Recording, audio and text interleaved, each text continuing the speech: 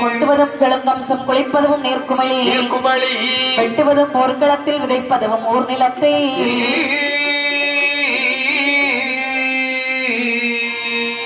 கட்டுவதும் பரிமாவை காப்பதும் கற்பநிலை எட்டுவதாய் தமிழ் விரைவு புகழ் பலகை அன்னகிரி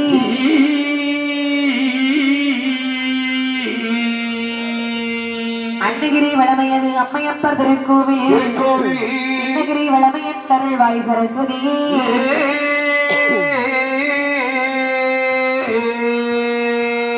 கண்ணல் பழம் அவளுடனே கலிகள் பல்ல ஆரம் வைத்து வண்ண மலர் பாத வைப்பேன் வந்து உதகாய் கணபதியே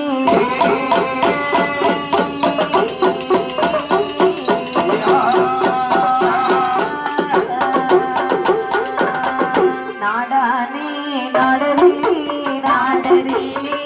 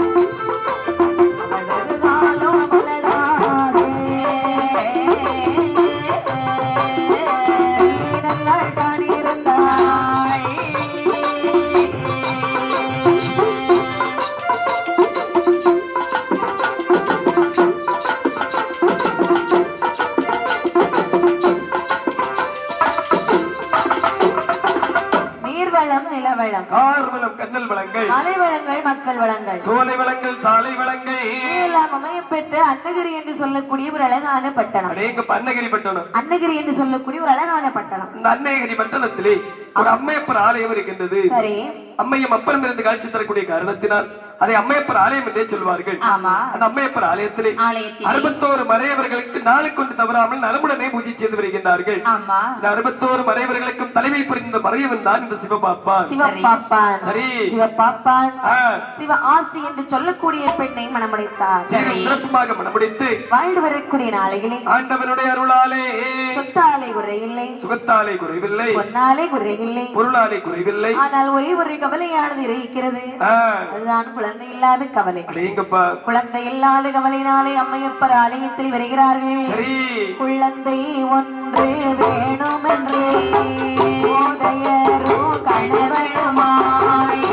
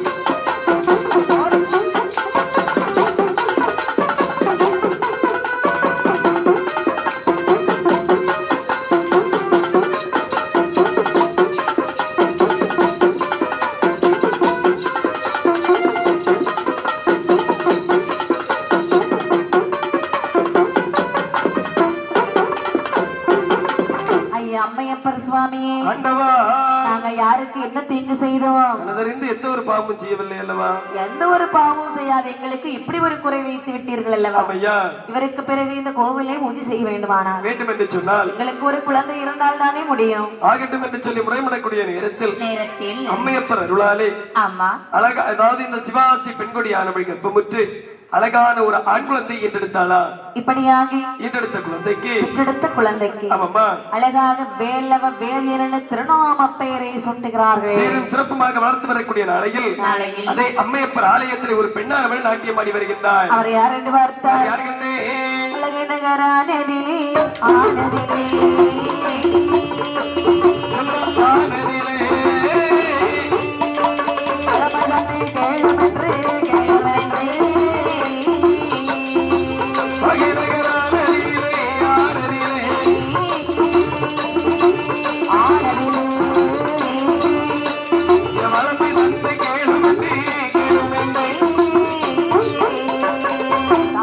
கூட்டத்திலே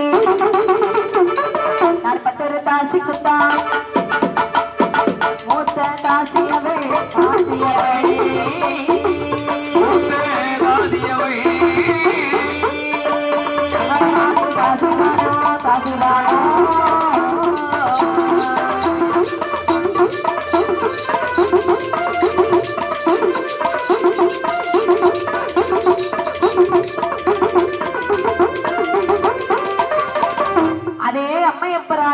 நடனமாடி வருகிறாள் ஒரு பெண்ணானவள்.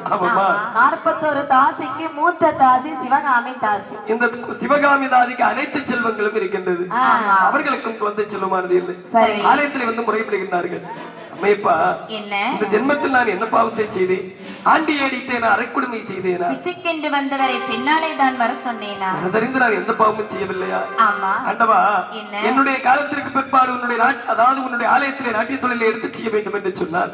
எனக்கு ஒரு குழந்தை வேண்டும் அல்லவா? உன்னுடைய அருளாலே எனக்கு ஒரு குழந்தைக்கு நீ வரம் தருவாய் என்று சொன்னார்.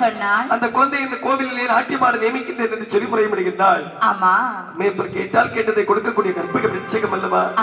அவர் மனிதர் இறங்கி அதாவது இந்த சிவகாமி நதிக்கு ஒரு அழகான ஆண் குழந்தைக்கு வரத்தை கொடுத்தார்களா?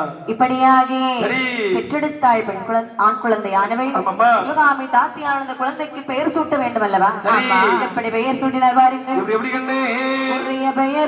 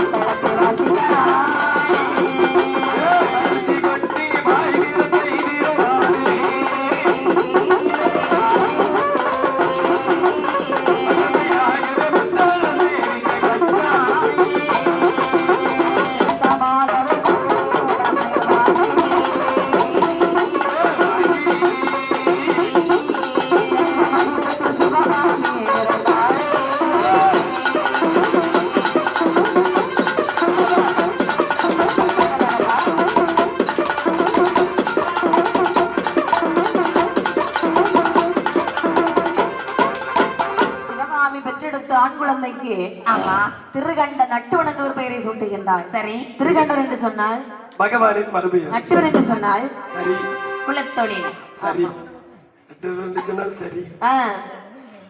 அப்படி என்று அந்த குடும்பத்திற்கு ஏத்த மாதிரி ஒரு பெயர் அந்த பிள்ளைங்க வச்சாச்சு. ஆமா, நாளொரு மேனியம் பழுதர் வண்ணமாகி சரி பார்ப்புரைக்கு வளர்த்தது போல் வளர்ந்து வருகிறாள். ஆமா, வளர வளர மத்தள வாசியை கற்றுக் கொடுத்து வருகிறார்கள். இப்படி இருக்கக்கூடிய நாளையிலே சரி சிவகாமிக்கு இன்னும் ஒரு ஆசை வருகிறது. என்ன ஆசை இருக்கிறது? அது என்ன தெரியுமா? என்னம்மா? இருந்தால் சிவகாமி அப்போதுதானோ, இருந்தால் சிவகாமி அப்போதுதானோ, மதலை தனக்காக போலே மகள் வேண்டும் எனவே, மருந்து போலே மகள் வேண்டும் எனவே, வந்து சிவகாமி வாடினாள், வந்து சிவகாமி வாடினாள்.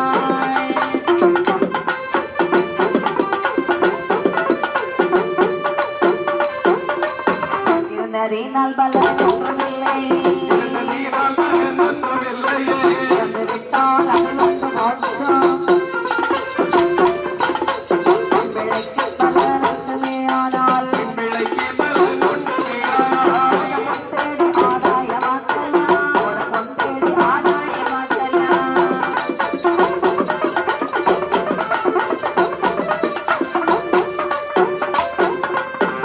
இப்படி சிவகாமி நினைக்கிறாள். ஆமையா. இறைவா, நான் கேட்டேன் என்பதற்காக எனக்கு ஒரு ஆண் குழந்தை கொடுத்து விட்டாய் அல்லவா? ஆண்டவா. ஆண் குழந்தை தந்ததும் தப்பில்லை. சரி. அவனும் அழகாகத்தான் வளர்ந்து வருகிறான். ஆமாப்பா. ஆனால் சரி என் தொழில் என்ன? நாட்டிய தொழில் அல்லவா? நாட்டிய தொழிலை எனக்கு பிறகு எடுத்து செய்ய வேண்டுமானால், நான் இட்டு செல்லக்கூடிய நாட்டிய தொழிலை எடுத்து செல்ல வேண்டும் என்று சொன்னால் ஒரு பெண் குழந்தை வேண்டும் அல்லவா? ஆமா. ஆண்டவா, என்ன? எனக்கு ஒரு பெண் குழந்தைக்கு வரத்தை தா என்று சொல்லி நாட்டியத்தை நிறுத்திவிட்டு ஆலயத்தில் வந்து முறையிடுகின்றாள். ஆமா. மீண்டும் அந்த சிவகாமிதாதி பெண் குடியானவளுக்கு அழகான ஒரு பெண் குழந்தைக்கு வரத்தை கொடுக்கின்றார்கள். சரிதான். அழகாகவே 10 மாதம் சுமந்தாய், பெண் குழந்தையை பெற்றாய். சரி. இப்படி வாருங்கள். இப்படி எப்படிம்மா? பெற்றனாலே பெண் பிள்ளைதான், பெண் பிள்ளைதான். சிவகாமி தாசியவள், தானியவள். சிவகாமி தாசியவள், தானியவள். பிள்ளைதான்.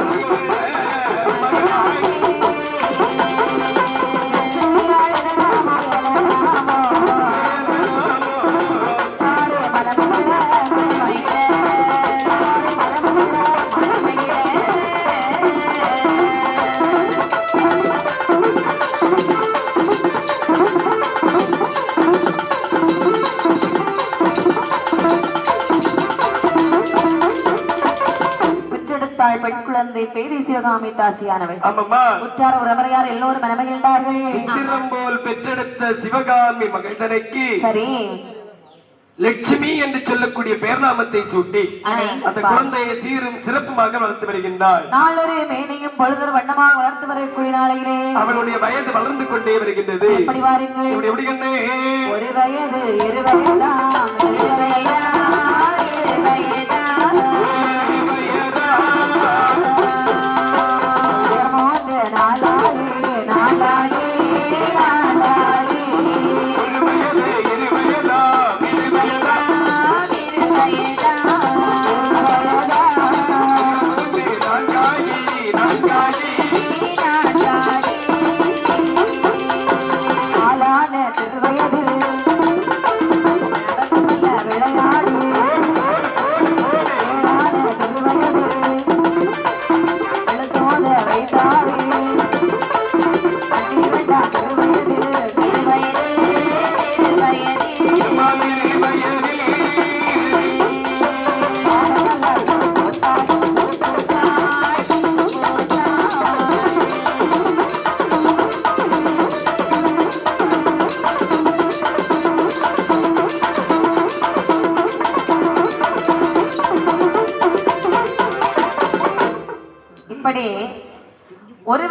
2 வயது 3ஆகி 3ஆவது வயதிலே முடியிறக்கே காது குத்தி 4வது திருவயதில் நடந்து மெல்ல விளையாடி 5வது திருவயதிலே ஆடி கட்ட படித்தாள். ஆமா 6ஆன திருவயதிலே தாயோடு சேர்ந்து கொஞ்சம் கொஞ்சமாக நடனத்தை கற்று வருகிறாள். பார்த்த சிவகாமி தாதியானவள் நினைக்கின்றார் சொல்லியா கொடுக்கணும், ஒருபோதும் நீந்த வேண்டிய அவசியம் கிடையாது. என்ன குறி இல்லாத வித்தை குருட்டு வித்தை என்று சொல்வார்கள். அதாவது நாட்டியத்தை கற்கும் அளவிற்கு தேர்ச்சி பெற்று வருகின்றால் ஒரு குருவரிடத்தில் கொண்டு கொடுத்து விட்டு கண்டிப்பாக இவளை நாமல் சரியாக முறைப்படி நாட்டியம் அடக்கட்டு வைக்க வேண்டும். கொடுத்துறணும், அதான் உண்மை. சரிதான். அப்புறம் எட்டி பார்க்க கூடாது. அப்படி என்று சொல்லி அழகான நடனத்தை கற்று வருகிறார். கற்று வரக்கூடிய நாளையில் 12 வயதாகிறது. லட்சுமி நல்லபடியா நடனத்தை கற்று முடித்து விட்டார். கண்டிப்பாக இனிமே அவள் இருக்க நாம் ஏன் நடனம் ஆட வேண்டும்? லட்சுமி அம்மா, அதாவது எங்க பார்த்தாலும் எல்லாரும் சொல்றாங்க, எப்படி உன்னை விட உன்னுடைய மகள் அழகாக நடனம் ஆடுகிறாள் என்று சொல்லி. ஆமா, மேளம் எல்லாம் கேட்டா அப்படி ஒரு ஆட்டம் ஆடுறியா? அடேங்கப்பா, அப்படியா? ஆமா, சரிதான். அதே நடனத்தை கோவிலே சென்று ஆடினாய் என்று சொன்னால் எல்லோரும் பார்த்து ரசிப்பார்கள் அல்லவா? ஆமா, இன்று முதல் எனக்கு பதிலாக நீ நடனம் ஆடி வர வேண்டும். அப்படியே ஆகட்டும். என்ன இந்த வார்த்தையை தங்கள் எப்போது உரைப்பீர்கள் என்று சொல்லி காத்திருக்கின்றேன். நான் மட்டும் தான் போக வேண்டுமா இல்லை என்று சொன்னார். அண்ணன் வருவாரா? நீ இருக்க அழகுக்கும் ஒண்ணுதான் தனியே வெளியே அனுப்ப முடியுமா? ஒருபோதும் முடியாது அல்லவா? அண்ணன் வருவா, கூட்டிட்டு போ. சரி, ஆகட்டும் என்று சொல்லி அம்மையப்பர் ஆலயத்திலே மறுநாள் அரங்கேற்றம் என்று சொல்லுகின்றார்கள். ஆமா, லட்சுமியுடைய நடனத்தை பார்ப்பதற்காக ஊரவர்கள் காத்திருக்கின்றார்கள். சரி, இந்த இடத்துல இருந்து லட்சுமியானவள் தங்கச்சிலை போல் தோன்றினாளா? சரிதான். சீரும் சிறப்புமாக நாட்டியமானது ஆடி வருகின்றார்கள். அம்மையப்பர் கோவிலுக்கு கோவிலுக்கு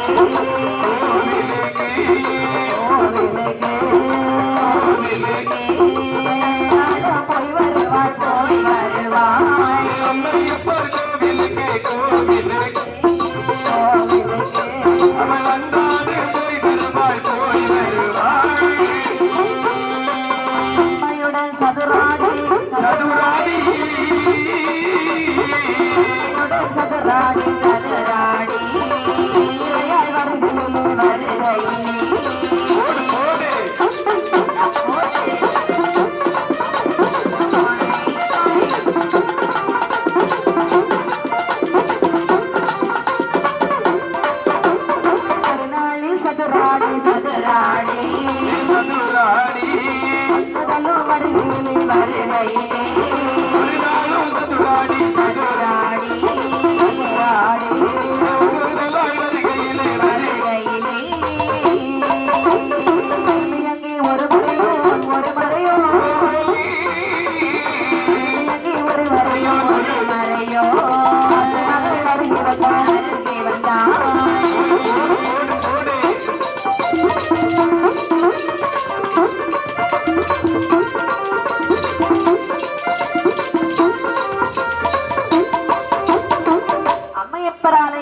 லட்சுமியானவள் நடனமாடி வருகிறாள்.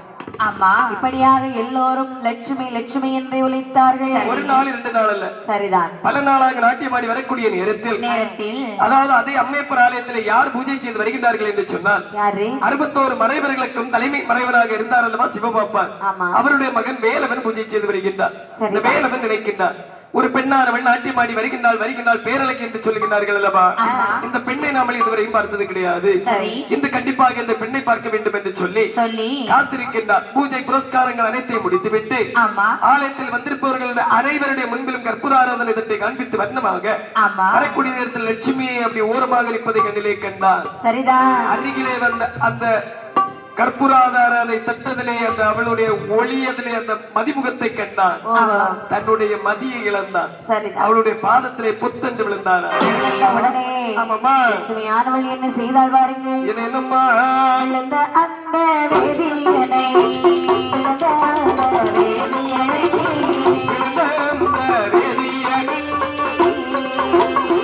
சிவகாமி மகள் லட்சுமியாள், சிவகாமி மகள் லட்சுமியாள்.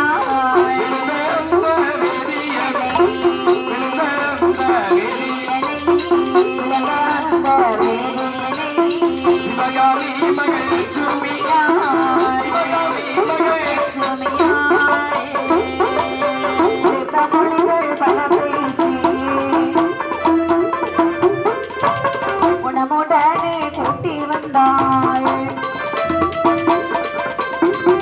பார்த்தாளே தாய் கிழவி பார்த்தாளே தாய் கிழவி அவள் ஏது சொன்னாள்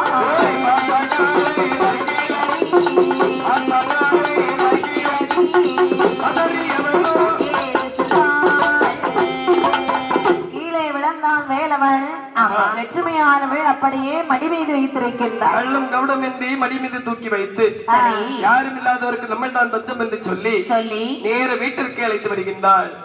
வீட்டிலே சிவகாமி தாதியானவள் மகள் எப்போது வருவாள் என்று சொல்லி வழி மீது வெளி வைத்து காத்துக் கொண்டிருக்கின்றாள். அந்த நேரத்தில் லட்சுமியானவள் வருகின்றாள். என்ன நாட்டியம் எல்லாம் எப்படி இருந்தது? நாட்டியம் எல்லாம் நல்லபடியாக முடிந்தது. ஊரவர்கள் கொடுத்த உடைமைகள் அனைவரும் இங்க இருக்கின்றது. உடைமைகள் எல்லாம் என்னுடைய அண்ணனிடத்திலே இருக்கிறதம்மா. ஆமா. என்ன உன்னுடைய பின்னால் யாரோ இருப்பது போல என்னுடைய கண்ணிற்கு தெரிகின்றது. அம்மா இவரு பூசாரி கோவில் பூசாரி வேதியர். அம்மா என்ன கோவில் பூசாரி எல்லாம் என்னத்துக்கு வீட்டுக்கு கூட்டிட்டு வர்ற? அம்மா என்ன இவர் என்னுடைய அழகிலையும் நடனத்திலையும் அதிகமாங்கி விட்டாரா? உடனே வந்துட்டாரு. அப்படி அவர்தான் சொன்னாரு. அதனால வீட்டுக்கு கூட்டிட்டு வந்துட்டேன். அழகில மதிமயங்கில் ஆந்திட்டு சரிதான். என்ன அதாவது அழகில் மதிமயங்கில் வந்து விட்டார் என்று சொல்லுகின்றார். இவர் யாராக இருக்கு? இவருடைய தந்தையர் பேர் என்ன? இவருடைய தந்தை பேர் அவர்கிட்ட கேளுங்க. என்ன உங்க அப்பா பேர் என்ன? சிவபாப்பா. சிவபாப்பா மகன் வேலவன் என்றுள்ள வார்த்தையை கேட்ட மறுகணம் நினைக்கின்றார்கள். என்ன இவன் 6 லட்சம் பொன்னுடைமைக்கு உரியவன் அல்லவா? அகரத்திற்கு வெளியிலே வைத்து பேசலாமா? பேசவே கூடாது. அப்படி என்று சொல்லி உள்ளாடி அழைத்து வீட்டிற்குள்ளாடி அழைத்து பஞ்சனமெத்தையானது விரித்து பால் பதார்த்தங்கள் பறிக்க கொடுத்தார்களா? சரிதான். இப்படி இருக்கக்கூடிய நேரத்திலே இந்த சிவகாமியானவள் என்ன நினைக்கின்றார்? மகளுக்கு அழகு மீருக்கு வரைக்கும் தான் இந்த வேதியன் சுத்தி வருவான். ஆமா, அதாவது அழகு குறைந்து விட்டதுன்னு சொன்னால் இவன் வருவானா? அழகு என்பது நிரந்தரமே கிடையாது, ஒருபோதும் கிடையாது அல்லவா? அதனால இவனுக்கு நாம மருந்து கொடுத்து மதிமயக்க வேண்டும். கண்டிப்பாக மருந்து என்ன சொல்ற? காய்ச்சல் மருந்தா இருமல் மருந்தா? கைவச மருந்து கொடுத்து நம்மளுடைய கைவசமாக்க வேண்டும். வசிய மருந்து கொடுத்து இவனை நம் பக்கத்திலே வைத்துக் கொள்ள வேண்டும். ஏனென்று சொன்னால் அவனுடைய கையில் இருக்கக்கூடிய பொருளை தாய் என்று கேட்டால் தருவார். ஆனால் யோசிப்பான் அல்லவா? இவன் யோசிக்காமல் தர வேண்டும் என்று சொன்னால் கைவச மருந்து இவருக்கு நாமல் கொடுக்க வேண்டும். அப்படி என்று சரி மறந்திடவே வேண்டும் என்று மருந்து பல்ல தேடுவாளாம். ஆடையொட்டி பெட்டுடறி அதிகமடி சேலையொட்டி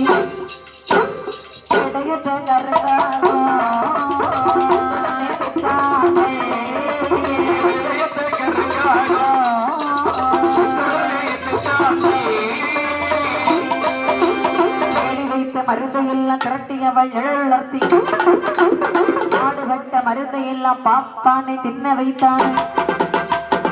பல மருந்தாலோ சுகத்தாலோ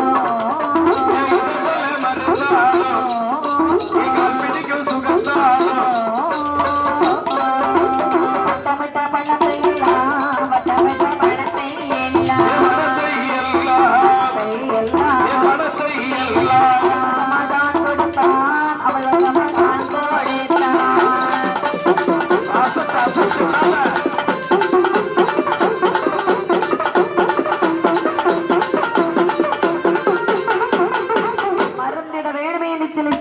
பொருட்களை எடுத்தாள்.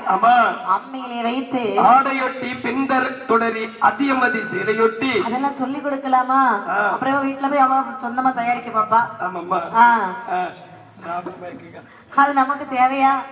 அதனாலே அப்படியே கொஞ்சம் பொருளை எடுத்து அம்மையில வச்சு நல்லா அரைத்து உருட்டி நிலையிலே காய வைத்து வெற்றி அடிப்பகுதியில வைத்து லட்சுமியை பார்த்து சொல்ல, லட்சுமி வேதியர் வந்தாரா? வரக்கூடிய நேரம் ஆகிவிட்டது கண்ணே. அன்னைக்கு வருவான் பாத்தியா? அவனுக்கு ஒரு மருந்து வச்சிருக்கேன். மருந்தெல்லாம் ஒண்ணு இல்ல, வெற்றிலைதான். சாப்பிட மாட்டேன்னு சொல்லுவான். நீ சாப்பிட சொல்லு. ஒருவேளை சாப்பிட மாட்டேன்னு சொன்னால் மேல உங்களுக்கு பாசம் மேல மூஞ்ச ஒரு மாதிரியா வச்சுக்க. சரியா? ஆகட்டும் அம்மா. அப்போ பார்த்து சாப்பிட்டுருவான். அம்மா நீங்கள் சென்று வாருங்கள், நான் பார்த்துக் கொள்கின்றேன். சரி ஆகட்டும் என்று சொல்லி பின்வாசல் வழியாக இந்த தாய்க்கிழவி வெளியிலே போக முன்வாசல் வழியாக இந்த வேதியன் வருகின்றார். லட்சுமி மாமி அத்தை லட்சுமி லட்சுமி ஒருத்தர இல்ல நினைக்க வீட்டுல. ஆமா, கதவு எல்லாம் தட்டின பிறகு வரைக்கும் துறக்கல. யாரது? அசந்து தூங்கிருப்பான்னு நினைக்கிறேன். நாட்டியமாட போனது இல்லையா? ரொம்ப களைப்பு. ஆமா அம்மா. என்ன? அதாவது நான் தான் வேலவ வேதியன் வந்திருக்கின்றேன். ஆமா, கதவை திறக்கலாமே. உள்ளே வாருங்கள். அதான் அழகா கூப்பிடுறல, அப்புறம் என்ன? வேதிற்கு வைக்கையும் வருது, பேன் கடிக்குது. ஆமாம்மா.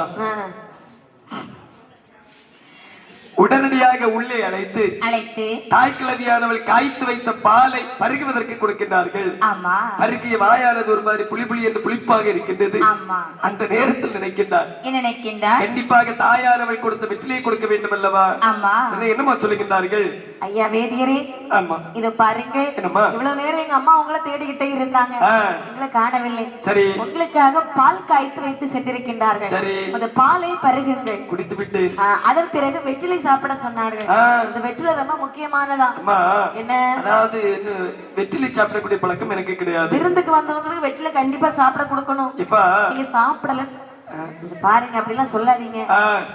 வெற்றிலை சாப்பிடலாம், என் மேல உங்களுக்கு பாசமே இல்லைன்னு அர்த்தம். லட்சுமி, என்ன, அதாவது உன்னுடைய கருத்தாலே நீ விஷத்தை தந்தாலும் வாங்கி அருந்துவேன் என்று சொல்லி வெற்றிலையை சாப்பிடுகின்றார். ஆமா, வெற்றிலை சாப்பிடக்கூடிய நேரத்தில் லட்சுமி யாரவள் சொல்லுகின்றார். என்ன சொல்லுகின்றார்? சாப்பிடுங்க சாப்பிடுங்கன்னு சொன்னா பாத்தீங்களா?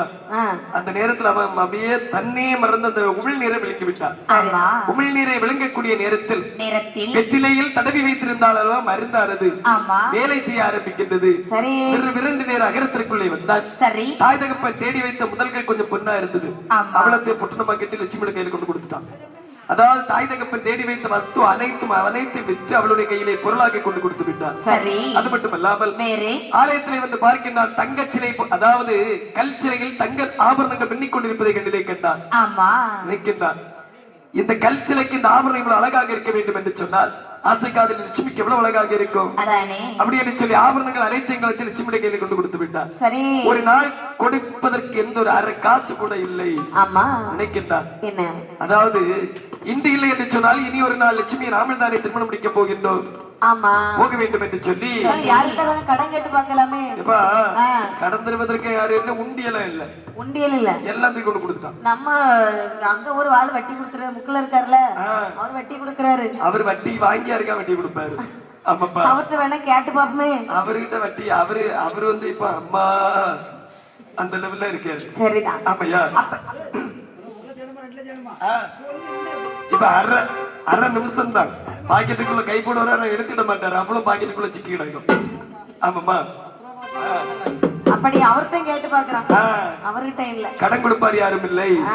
ஆகட்டும் என்று சொல்லி பரவாயில்ல, இன்னைக்கு நம்ம லட்சுமியை கல்யாணம் பண்ணிக்கிட்டு அவ வீட்டோட மாப்பிள்ளை ஆகிடலாம். வீசின கையும் வெறும் கையுமாக இந்த சிவகாமி தாதியுடைய அகரத்திற்குள் வருகின்றாள். அங்கே என்ன நடக்கிறது என்று பார்த்தால்,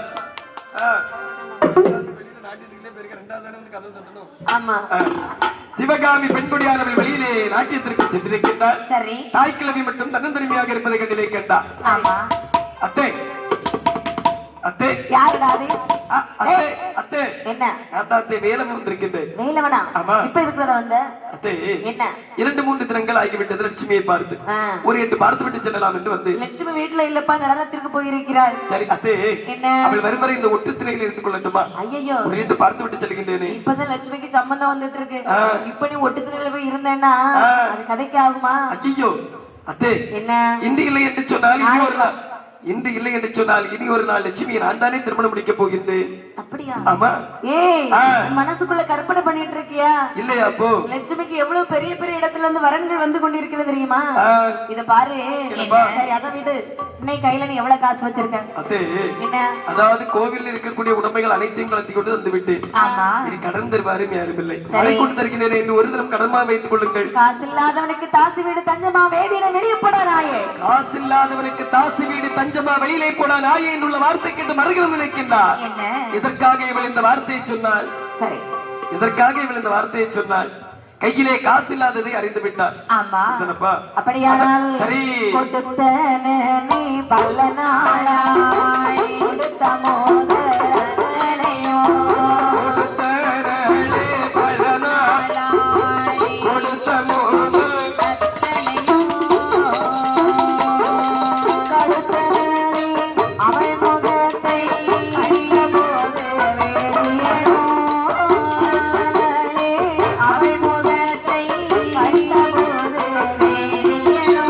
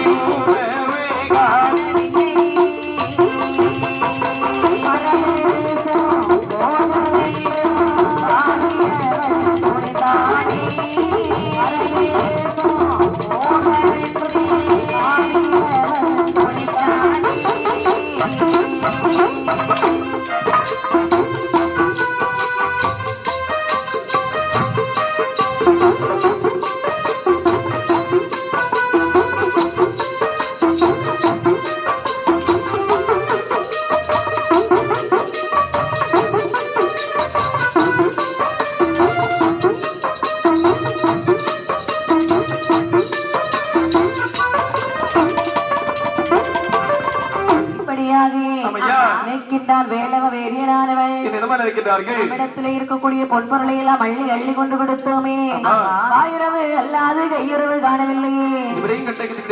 மதியாதார் வாசல் மிதியாது என்று சொல்வார்கள். இனிமேல் நாம இந்த இடத்துல இருக்கலாமா? ஒருபோதும் இருக்கக்கூடாது என்று சொல்லி கால் போன போக்கில் நடந்து முட்கள் நிறைந்த கானகத்தில் வருகிறான். பார்க்கக்கூடிய நேரத்தில் சரி ஒரு ஆலாவிருச்சகம் கண்ணிலே கண்டார். சரி அதற்குள்ள நினைக்கின்றான், என்ன ஆள் இல்லாத நமக்கு இந்த ஆலாவிருச்சகம் தெரிஞ்சப்பா ஒருபோதும் கிடையாது அல்லவா? அப்படி என்று சற்று மாறி வரக்கூடிய நேரத்தில் ஒரு கள்ளிமரம் ஓங்கி வளர்ந்து நிற்பதை கண்ணிலே கண்டா. சரி அதாவது கள்ளப்பட்ட நமக்கு இந்த கள்ளிமரம் தான் தஞ்சம் என்று சொல்லி துண்டை உதறி இருக்கக்கூடிய நேரத்தில் அவரை அறியாமல் வாயிலிருந்து ஒரு வாசகம் வருகின்றது. அரும்பெரும் கானகத்தில் முப்பளியும் உண்டு அப்படி என்று சொல்லி அவரை அறியாமலே அந்த இடத்துல அமர்ந்து கொண்டானா. இப்படி இருக்க கவலை கூர்ந்த முகத்தோடு அமர்ந்திருக்க கோவிலை நடத்தி முடித்து விட்டு லட்சுமியானவள் அரண்மனையிலே வருகிறாள். வந்த உடனே தாயிடத்திலே கேட்கிறார், அம்மா அம்மா என்னமக்கா வா வா வா வா சாமி வந்தாங்களா? என்ன சாமி? என்ன வந்தது வராததுக்கு சாமி சாமி இல்லை என்று பேச வேண்டாம்.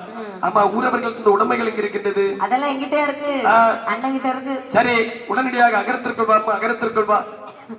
வேதியர் வந்தாங்களா? வரலையா? பார்த்து இன்னைக்கு 4 நாள் ஆச்சு. எங்க போனாருன்னு தெரியல.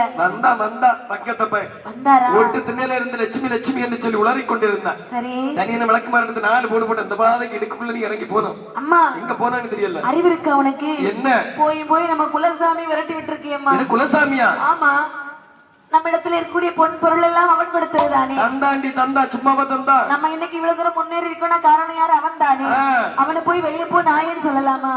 மரியாதையா மன்னிப்பு கேட்டு அவனை கூட்டிட்டு வா. லட்சுமி என்ன தாயுடைய வார்த்தை மீறுமளவிற்கு வந்து விட்டாய். சரி உன்னுடைய ஒரு வார்த்தை சொல்லுகின்றேன். என்ன?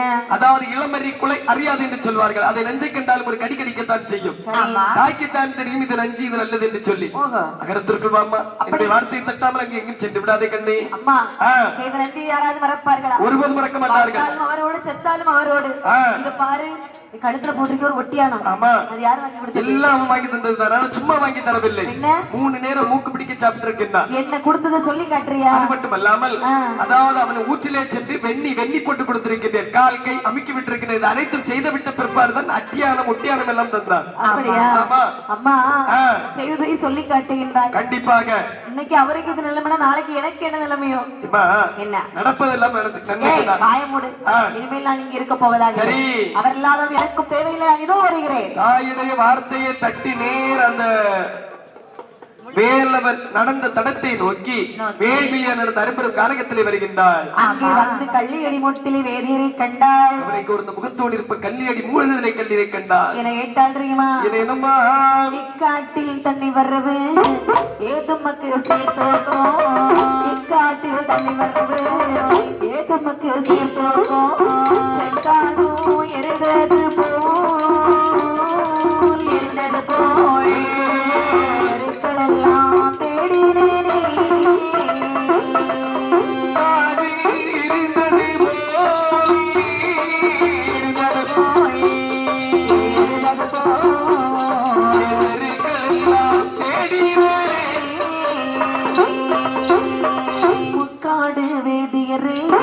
மோசம் வரும் முக்காடு வேதியரே, மோசம் வரும் வேதியரையோ என உரைத்த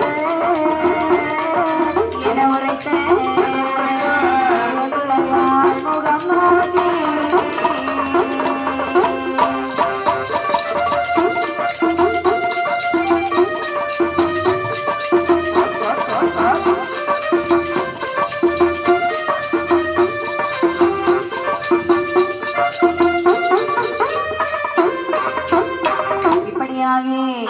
வேதியர் இடத்திலே வந்து சொல்லுவாள். அம்மா ஐயா வேதியரே, நான் தான் லட்சுமி வந்திருக்கேன். அம்மா என்று பாருங்க, என்னுடைய தாய் ஏதோ வார்த்தை சொல்லிவிட்டாய் என்பதற்காக காட்டிலே இப்படி வந்து இருப்பது நன்றாகுமா? இத பாருங்க, எங்க அம்மாவுக்காக உங்ககிட்ட நான் மன்னிப்பு கேட்கிறேன். வாருங்கள், அரண்மனை போகலாம். அதாவது உன்னை தேடி உன்னுடைய அகரத்திற்கு சென்றிருந்து உன்னுடைய தாய் இருக்கின்றாள் அல்லவா சிவகாமி தாதி, பார்த்து இந்த வார்த்தை சொன்னால் தெரியுமா? என்ன சொன்னாள்? காசு பணம் இல்லாதவனுக்கு தாசி விடுவதற்கு நான் கைவனை வீட்டை விட்டு வெளியிலே போட நாயே என்று உரைத்து விட்டாள் அல்லவா? எல்லாரும் வேணும்னே பேசுவாங்களா? அம்மா தெரியாம தானே பேசுறாங்க. அதாவது இன்று உன்னுடைய தாய் உரைத்த வார்த்தை நீ ஒரு நாள் உரைக்க மாட்டாய் என்று சொல்லி என்ன நிச்சயம் இருக்கின்றது? இத பாருங்க, வாழ்ந்தாலும் சரிதான் தாழ்ந்தாலும் சரிதான், இந்த அரும்பெரும் காரகத்தோடு என்னுடைய விதியானது முடிந்து விடட்டும் பெண்ணை. சரி, தனிமையாக வந்திருக்கின்றாய் போம்மா. அப்படியானால் எங்க அம்மா மேல கோவத்துல எங்க வீட்டுக்கு வர வேண்டாம். சரி, உங்க வீட்டுக்கு வாருங்க. அம்மா என்ன? அதாவது எங்கும் நான் வருவதாக இல்லை. ஏன் என்று சொன்னால் ஒருவர்களுடைய உரிமையை கொள்ளையடித்த குற்றத்திற்காக நீ தேடாத இடங்கள் அனைத்திடத்திலும் தேடி வருகிறார்கள் கண்ணி, நீ சென்று விடம்மா. அப்ப நீங்க ஊர்ல போய் கொள்ளையடிச்சிருக்கீங்க? ஆமாம்மா. அப்படி என்று சொல்லி சரி அலையாவே லட்சுமியால் சொல்லுகிறாய். ஆமையா, நீங்கள் இல்லாததும் எனக்கும் தேவையில்லை, நானும் வீட்டை விட்டு வெளியே வந்துட்டேன். சரி, இனிமேல் நான் போக போறதாக இல்லை, நாம் 2 பேரும் இங்கே இருந்து கொள்வோம். இந்த இடத்தில் தான் விதியானது விளையாடுகின்றது. கேடு வரும் காலம் கேளாது கண் தூக்கம் என்று சொல்வார்கள், வாழ்வு வரும்போது வராது கண் தூக்கம் என்று சொல்வார்கள். இந்த இடத்தில் லட்சுமி பெண்கொடியானவளுக்கு கேடுதான் வருகின்றது, வாழ்வு வரவில்லை. ஆமா, ஏன் என்று சொன்னால் இதற்காக இரவு முழுவதும் நாட்டியமாடிய கலைப்பினாலும் மதிக்கட்ட வேலவ வேதியனை தேடி வந்த சனைவினாலும் அவளுக்கு தூக்கமானது வருகின்றது. சரி, மனதிற்குள் எண்ணுகின்றார், வேற எங்கேயாவது சென்று தூங்கினோம் என்று சொன்னால் கண்டிப்பாக இவன் நம்மளை தனியாக போட்டுவிட்டு சென்று விடுவார் என்று சொல்லி இவனுடைய துடை மீது தலை வைத்து வேல்வெளியால் தூங்கிக் கொண்டிருக்கின்றார். இப்படி சரி, தூங்கக்கூடிய வேலையிலே இந்த வேலவனுடைய கெட்ட எண்ணம் என்ன வந்து பாருங்க. இப்படியம்மா, தோசி அந்த வேலியனோ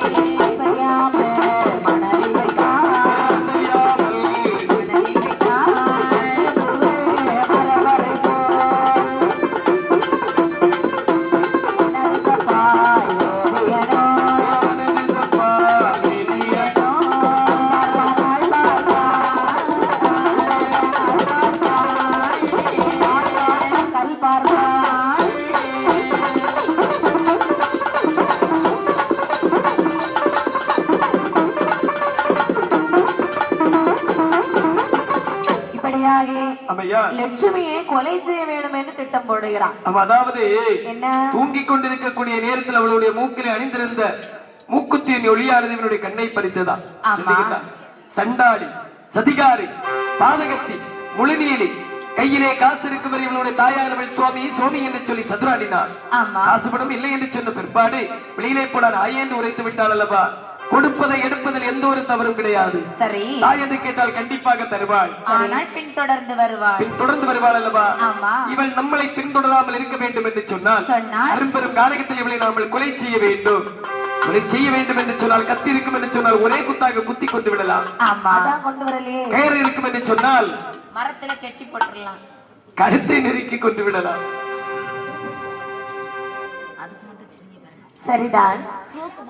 ஆமாப்பா, ஆனால் வெறுங்கையும் வீசனகையுமாக வெல்ல வந்திருக்கின்றோம். சுற்றுமுற்றும் பார்க்கக்கூடிய நேரத்தில் ஒரு பாறாங்கல்லானது கௌரவமாகவே காட்சியளித்ததா? ஆமாப்பா, நான் இருக்கிறேன் என்று சொல்லி. சரி, இப்படி இருக்கக்கூடிய நேரத்தில் அதாவது தூரத்திலே பார்க்கிறார் ஒரு பாறாங்கல்லானது கண்கண்டு காட்சிப்படுகிறது. அந்த நேரத்திலே நேர கல் பார்ப்பான், ஆள் பார்ப்பான். சரி, ஆள் பார்க்கிறான், கல் பார்க்கிறான். ஆமா, அந்த நேரத்திலே ஒரு கல்லானது இவங்களுக்கு காட்சி கொடுக்கிறது. ஆமா, அந்த கல்லை எடுத்து தூக்க முடியாத கல்லை தூக்கி லட்சுமியுடைய தலையிலே ஆடாமல் அசையாமல் தூங்கி இருக்கக்கூடிய லட்சுமியுடைய தலையிலே பொத்தென்று போட்டாரா? ஆமா, கல்லை எடுத்த மறையவன் போட, கல்லை எடுத்த மறையவன் போட, நல்ல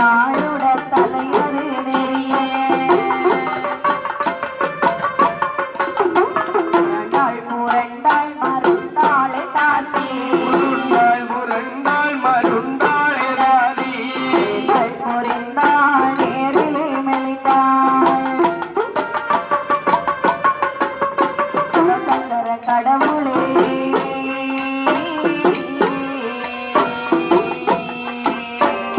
சாட்சி என்றார் சங்கர கடவுளே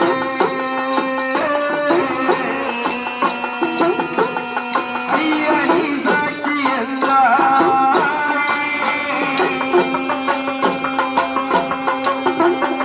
இந்த கள்ளியடி சாட்சி என்றார் இந்த கள்ளியடி சாட்சி என்றார் இல்லை உயிரது போன பொழுது உடம்பில் கிடந்த உடமைகளற்றி உடம்பில் கிடந்த உடம்புகளை அகற்றி கட்டாய் கட்டிய தேவி என்றாகும் பூரித்து மறையவனும் போக புறப்பட்டு அவ்விடமிட்டான்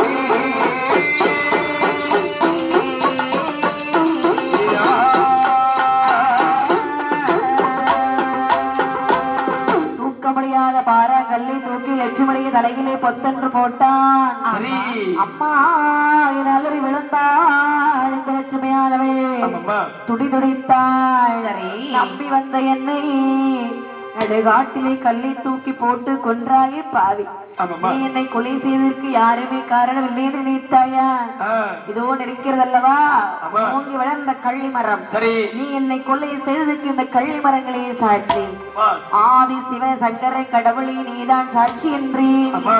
சாட்சி வைத்து விட்டு அவளுடைய உயிரானது மெதுவாக பிரிந்து இந்த செல்கிறது நேரத்தில் வேலவன் வந்து உடனடியாக மூக்கல கையில வச்சு பாக்குறான் மூக்கல கைய வச்சு பாக்குறான் ஆமாப்பா அதாவது செத்துட்டா ஆதி சிவசங்கர தேவி இந்த அரும்பெரும் காரகத்தில் இருந்து சாட்சி சொல்வதா அதானே அம்மை உண்மை பங்காளன் இந்த அரும்பெரும் காரகத்தில் சாட்சி சொல்வதா அதானே செத்துப்போடி செத்துப்போ போயிருந்தாள் ஆமாப்பா உடனடியாக தலையில் இருந்த துண்டை உதறி தரையிலே விரித்து விட்டு ஆமா உடமைகள் அனைத்தையும் சட சடவென்று பறக்கி அதுக்குள்ளே வைக்கின்றார் சரி. வைத்து ஒரு முடிச்சாக கட்டி கட்டி தலையிலே வைத்து விட்டு சுமந்த வண்ணமாக அந்த இடத்தை விட்டு மாறிவிட்டான் இப்படி அவன் சென்ற பிறகு சரி லட்சுமியுடைய வீட்டில் என்ன நடக்கிறது பாருங்க இது என்னம்மா இரவிலே இவளோடு மத்தள்ள கொட்ட போனேன் வேளோடு மத்தளம் மட்டும் சொன்னான். நட்டு வந்தானோ பொழுது வெடிந்த பின்னிடத்தில் வந்தான் பொழுது விடிந்த பின் வீடதிலே வந்தாய். அவன் மத்தளம் கீழே இறக்கி வாய்மொழி கேட்டான் சிவகாமியோடு வாய்மொழி கேட்டாரே சிவகாமியோடே. லட்சுமி தேடி அம்மா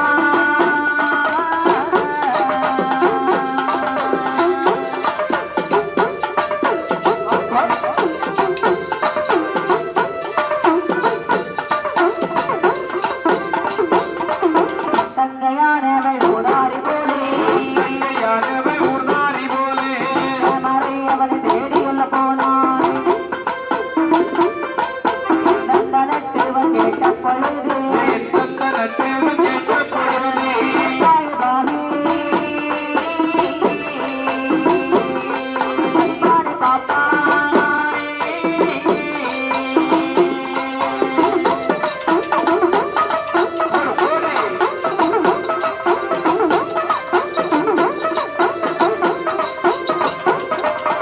தேனை என்று தலையோடடித்தான் வேறு எந்த தலையோடடித்தாய். அழுதவன் தெருவோடு ஓடி ஆயிலை தங்கை லட்சுமி நடந்த ஆயிலை தங்கை லட்சுமி நடந்த வழி நடந்துள்ள பதைக்க நல்லதை நகர் காடலில் வந்தான் அழகை நகர் காடலில் வந்தாய். அதிலே வந்தவன் தங்கையை கண்டான் கண்ணீரி நோட்டிலே தங்கையை கண்டான் அள்ளிமர மூட்டிலே தங்கையை கண்டாய். கண்டானே தங்கை தலை மேலே கல்லை தானே தங்கை தலை மீது கல்லை. அடந்தவன் கல்லை நகர்த்தி கண்ணில முகத்தில வந்தமிட்டானே நீல முகத்தில முத்தமிட்டானே. நாலு மங்காத்தில் அச்சமை நோண்டை மேலே மெதுவானதாலே கால வெள்ளேறி சுவாமி தன்னை விட்டார்.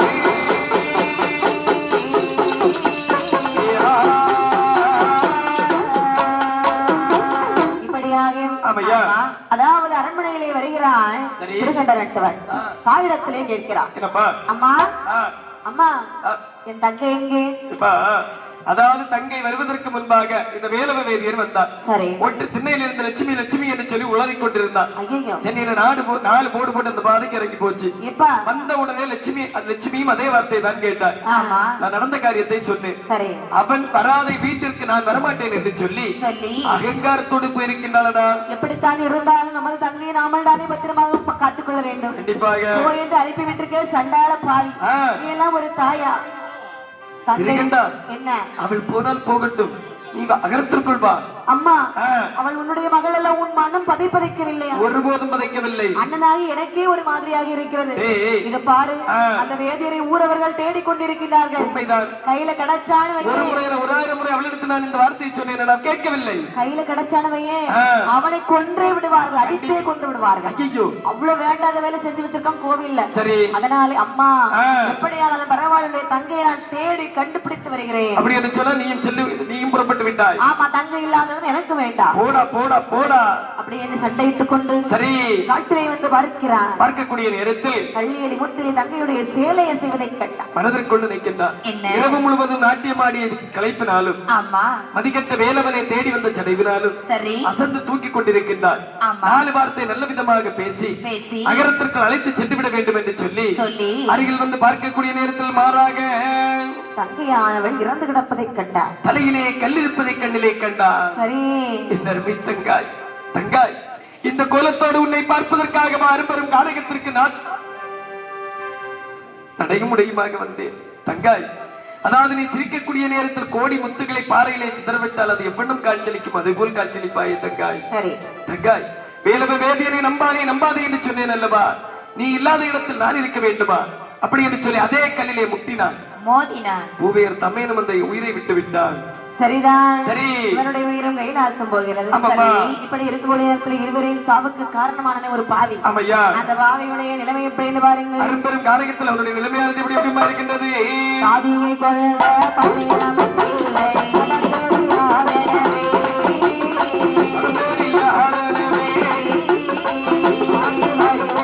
சாட்டு வழியாக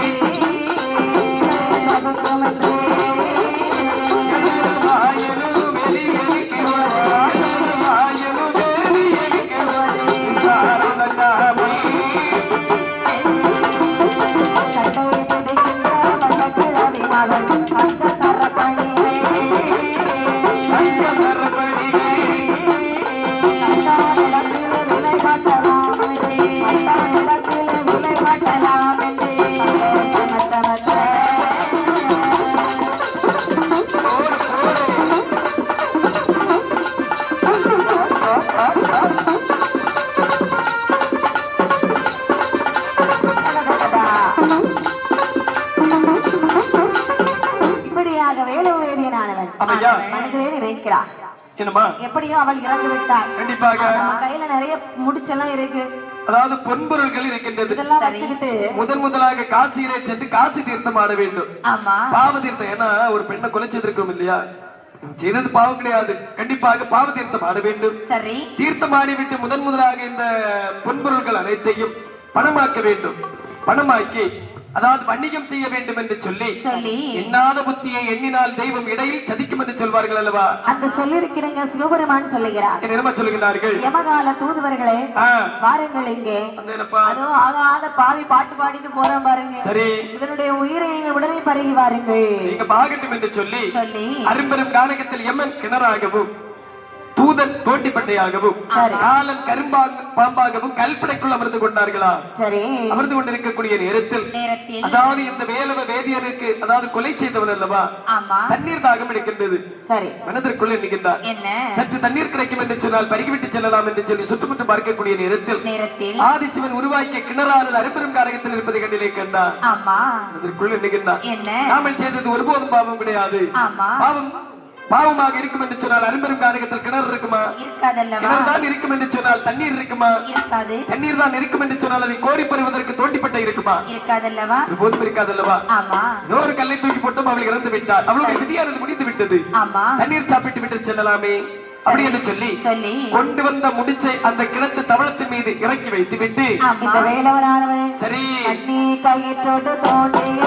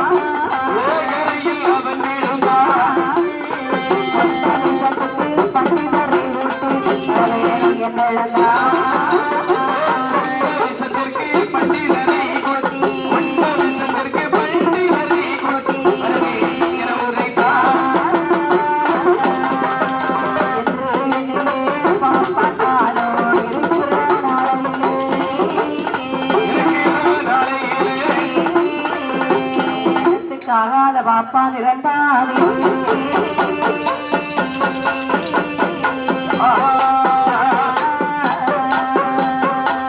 அதாவது தலையில இந்த முடிச்சு எடுத்து அப்படியே கிணத்து கரையில வைக்கிறான்.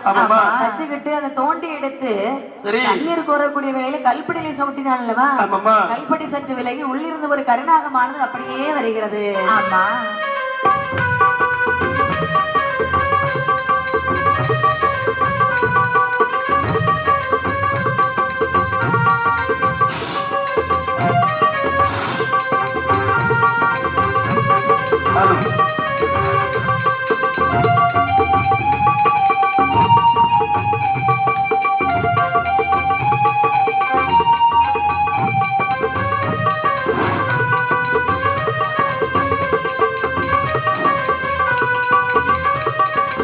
கல்படியானது நகர்ந்த கரும்பாம்பானது அந்த பாப்பாரை தீண்டியதா?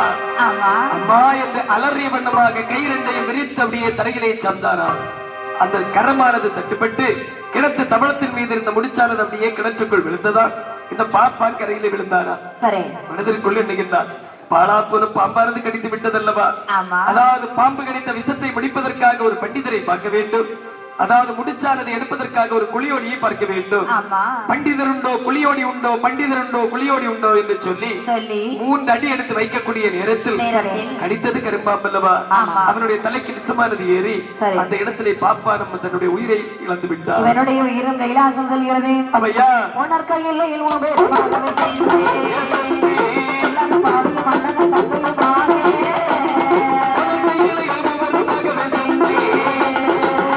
பாவியும் அன்பனும் தங்கையும்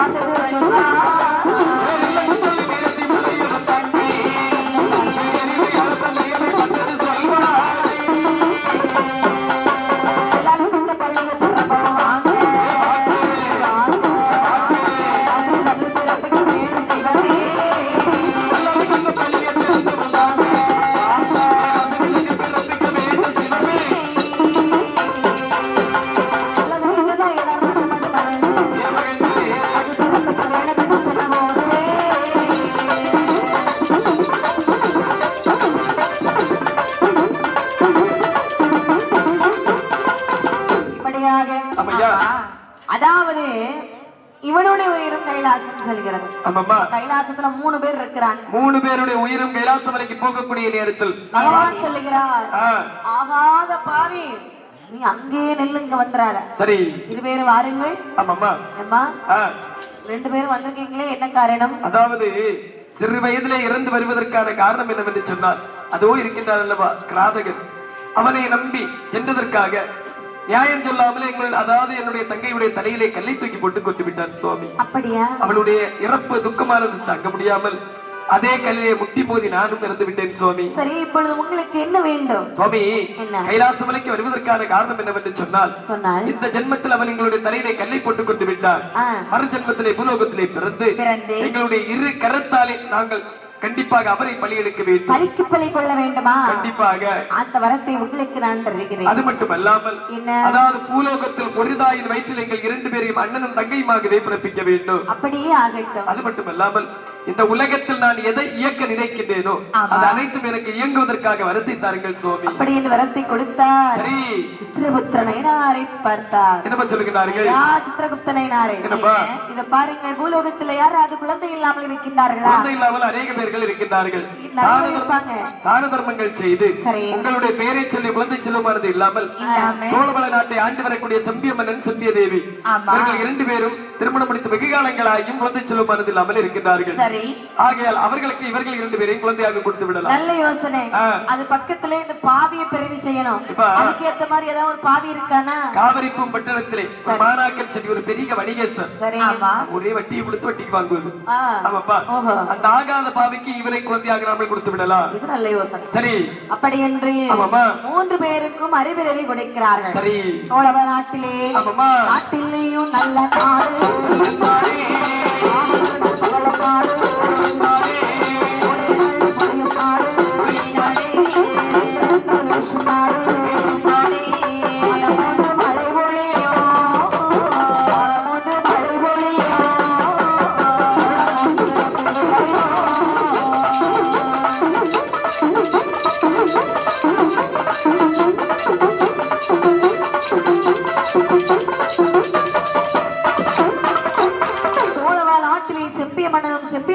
வாழ்ந்து வருகிறார்கள்.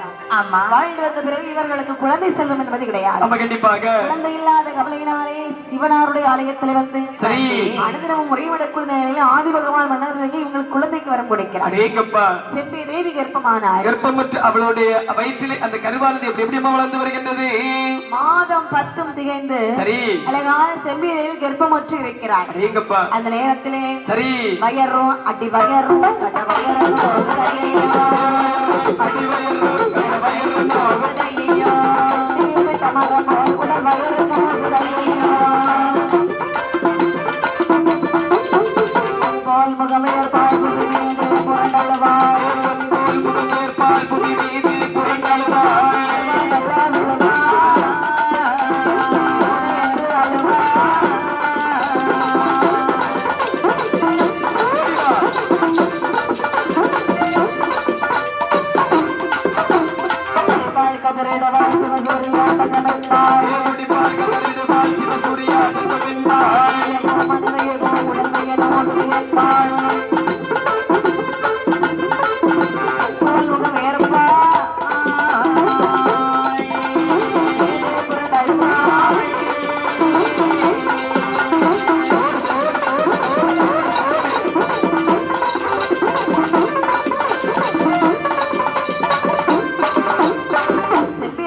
மாதம் 10 வயர் நோக ஆரம்பிக்கிறது. அந்த நேரத்திலே மன்னவனை பார்த்தால், மன்னா மாதமான காரணத்தினாலே உடனே மருத்துவத்தை அழைக்க வேண்டும். மருத்துவதை அழைக்க வேண்டும் என்று சொன்ன உடனே அரண்மனை மருத்துவதையை கையோடு அழைத்து வருகின்றார்கள். அரண்மனை மருத்துவதை வந்தவுடனே சொல்லுகின்றார், செம்பிய தேவி பதறாதே தாயாரே